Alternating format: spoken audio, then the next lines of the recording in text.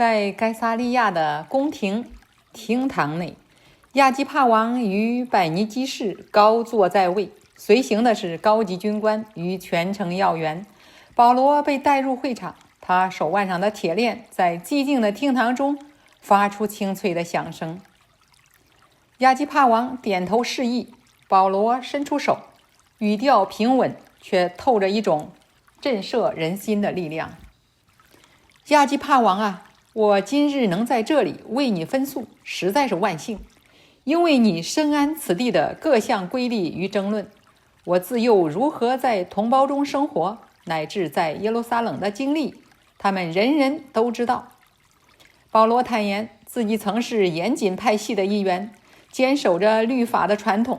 他向亞基帕王拋出了一個直擊人心的問題：既然造物主能讓離世者重新活着，你們為何斷為不可信？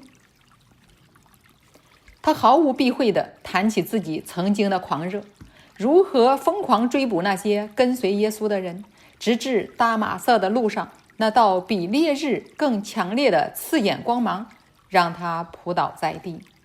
聽到那震撼靈魂的責問，他詳細敘述了那場改變他一生的會面，以及在那之後他如何奔走四方，傳遞悔改與轉向真理的信息。菲斯都大聲打斷了他，叫嚷道：保羅，你癲狂了，你的學識反讓你陷入了迷亂。菲斯都大人，我並未癲狂。保羅直視對方，眼神清澈。我所說的盡是真實與清醒的言語。他轉而看向亞基帕王：王啊，你信歷代先哲的書卷嗎？我知道你是信的。亞基帕王被保羅如此直白的勸導逼得有些局促，他尷尬地回應：你想用這麼簡單的幾句話就叫我成為追隨者嗎？保羅那雙帶有鎖鏈的手微微一動，他誠懇地答道：無論是多是少，我向神所求的不但是你，就是今天一切聽我說話的人都應當像我一樣，只是不要有這些鎖鏈。廳堂內瞬間陷入了死寂，亞基帕王與總督退到一邊，低聲討論。最後亞基帕王對菲斯都感慨道：這人若沒有上訴於該撒，本可以釋放了。